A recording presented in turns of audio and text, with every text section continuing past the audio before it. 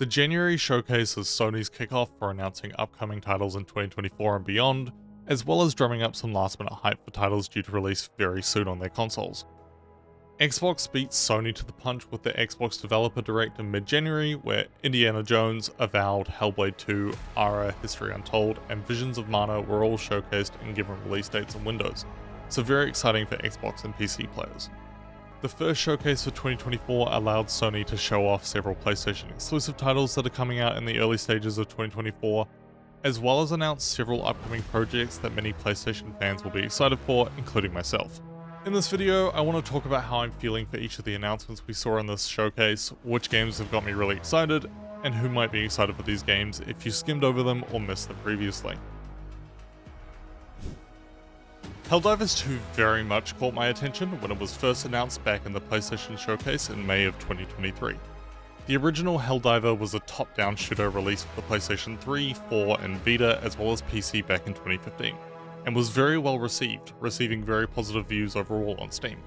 Helldivers 2 is a third-person shooter spin on the series, and in my opinion, it's a good direction for the series to take.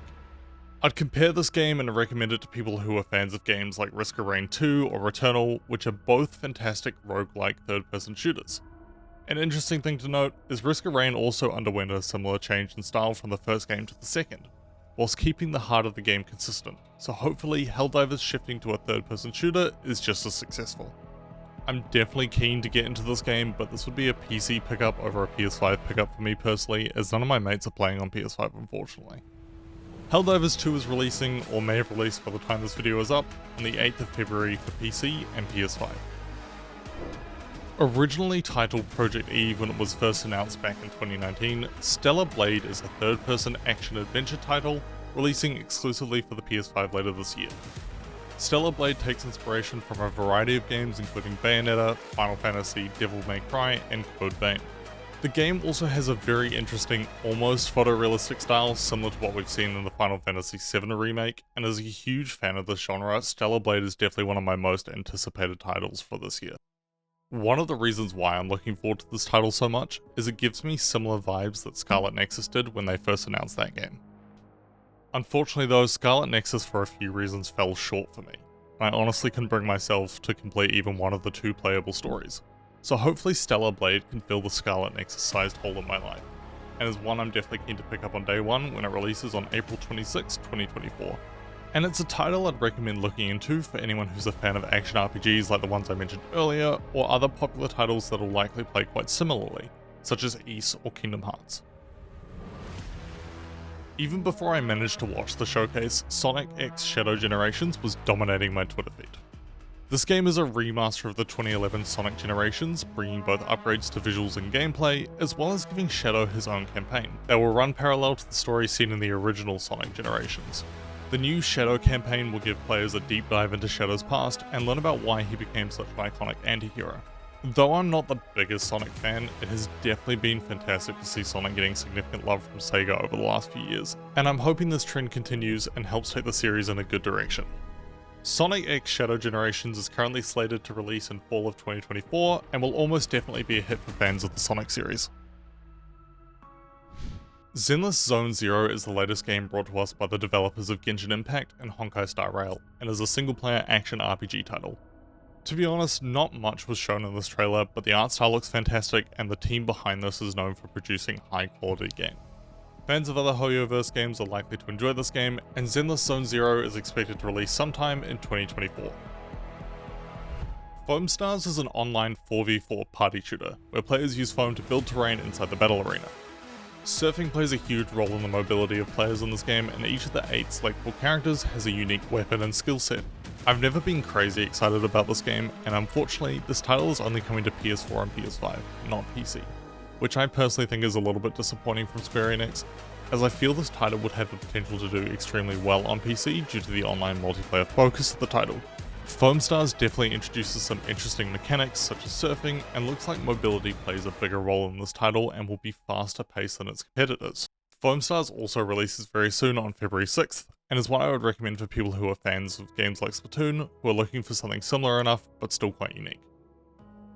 Dave the Diver is a fantastic, casual adventure RPG with a gorgeous pixel art style. where players explore the depths of the ocean during the day and run a successful exotic sushi restaurant by night. Having released in June 2023 on Steam and coming to the Switch in October that year, Dave the Diver coming to PlayStation was arguably inevitable, but a great decision nonetheless. Though not a title I've played just yet, it's definitely one I want to get into at some point, and has been compared to Moonlighter, Dredge, and Spiritfarer. So if you're a fan of any of those games, Dave the Diver is definitely worth looking at if you haven't already, and is launching on PlayStation in April of 2024. As part of this announcement, they also announced the Godzilla crossover coming to all platforms in May of 2024 as a free DLC, which is very exciting.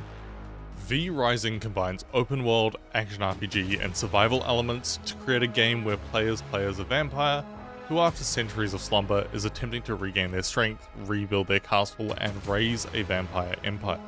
V Rising is also another title that has been out for a while, releasing on Steam back in May of 2022. Though initially not a game I was super fussed about, upon further investigation, this definitely seems like a game I could get into, and is one I would recommend to fans of survival games. V Rising is available now on PC, and is launching on PS5 sometime in the second quarter of 2024. As someone who's never been a big fan of Silent Hill and not a huge fan of the horror genre in general, I don't have much to say on either of the announcements, so I'll keep it extremely brief. Silent Hill: The Short Message is a short, free-to-play game exclusive to PS5 and was released the same day as the State of Play, so you can go play this now. The game can take you anywhere between 90 minutes and 4 hours to complete based on people online, so this is one you could smash out in a single sitting. We also received a new trailer with brand new footage for the Silent Hill 2 remake, but no release date yet. Judas is a narrative-driven first-person shooter brought to us by Ken Levine, the mastermind behind the Bioshock series. To be honest, if you told me this was a Bioshock sequel, I would have believed you. It very much has the same vibes as Bioshock, and I definitely don't think that's a bad thing. No release date has been announced for Judas yet, but the teaser has given a brief insight into what we can expect and gives me high hopes for the game. Judas will be released for PS5 and is a title that I can expect Bioshock fans to enjoy. I'm glad to see VR has finally started getting support from some bigger developers and IPs that aren't specifically from Sony Studios. It's even more exciting that this game features a brand new story rather than being a VR port of an already existing game. I thoroughly enjoyed playing through the first Metro and need to get around to playing through the rest, but I don't see myself picking this up purely because horror in VR would scare the shit out of me. Metro Awakening VR is a worthwhile pickup for horror fans and fans of the Metro series. I can't put my finger on it, but PSVR 2 titles typically elicit a really wow feeling from me, and really showcase the quality and polish that PSVR 2 is trying to push. It could be a design choice, but graphically, this is what I would expect from the early VR consoles, such as the PSVR and the HTC Vive, not the latest and greatest VR consoles. Also, I feel like it was a bit of a dick move putting this right after Metro. This isn't a game I'd pick up for myself, but looks like a game that could be enjoyed by PSVR 2 owners looking for an action RPG that can be played with friends. Dragon's Dogma 2 is a third-person action RPG and is a sequel to the 2012 open-world action RPG hack-and-slash title made by devs who had previously worked on titles such as Devil May Cry and Breath of Fire. The first game was praised for its gameplay, and if this game plays as well as the trailer makes it out to be, I definitely think this will be one of the best titles we see released in 2024. Dragon's Dogma 1 is one of many games in my massive backlog of games I really want to play, and the original trailers for Dragon's Dogma 2 is partially why I wanted to give the first game a go. Fans of fantasy series such as Dragon Age, The Witcher, and Elder Scrolls are likely to enjoy this game when it releases on March 22nd, 2024. Rise of the Ronin is a brand new open-world action RPG set in Japan in the late 19th century and is the newest IP from Team Ninja, who are known for the Neo, Ninja Gaiden, and Dead or Alive series. My first impressions, especially once they started showcasing the movement and mobility you have, gave me the vibes of a Japanese Assassin's Creed but better, and was a very exciting start to the trailer.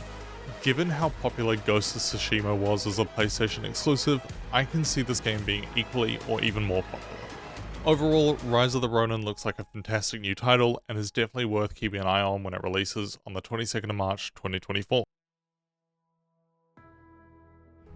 I love playing through Until Dawn and was one of the first games I bought for my PS4, so seeing the game get a huge upgrade for the PS5 is very exciting. Based on the trailer, this looks like a huge upgrade visually from the original title and is one of the better upgrades we've seen for PS4 titles on the PS5. As it's not only a visual upgrade, the team has stated that they are expanding areas that can be explored, as well as adding new locations. I'm already quite tempted to pick this one up and play through it again, and have my partner play through it as well, as she never got to experience this title originally. The remake of Until Dawn will be fantastic for fans of the horror genre, especially those who are fans of other games by Supermassive Games, such as The Quarry and the Dark Pictures anthology games. Of all the games shown in this PlayStation Showcase, Death Stranding 2 is definitely the game I'm most hyped for. I was a huge fan of the original Death Stranding, playing through it during one of the earlier COVID lockdowns, and I spent hours just focusing on building roads and setting up traversal to make my life easier. Without a doubt though, I will be picking up this game on day one. Kojima games in general are almost known at this point for being quite weird, but it's hard not to love. Seeing Higgs as a glam Joker with Troy Baker back voice acting is fantastic, and I cannot wait to see how this story pans out. Additionally, having Ludwig Forsell come back as the composer is fantastic, and it would have been unthinkable for him to not do the soundtrack for the sequel. Overall, fans of Death Stranding, Kojima in general, or someone looking for something a bit weird should absolutely give the original go in preparation for the release of Death Stranding 2 in 2025. Physant, even though we haven't seen anything yet, sounds very cool, and it's really fantastic to see Kojima being supported by Sony and given a platform that allows him to return to the genre that really defined a large portion of his career. Given how fantastic a lot of the games Kojima has worked on previously have turned out, if Physant truly is the culmination of all of his previous work in his 40-year career, I cannot wait to see more. Sony has really kicked off this first showcase for 2024 with some fantastic titles coming out over the next few months and beyond. This showcase is also one of the first showcases in a while from Sony where I'm genuinely excited for a large portion of the games announced, whereas normally I'm only interested in a small handful. This has really set the bar high for 2024 and makes me really hopeful for what we're going to see this year and beyond.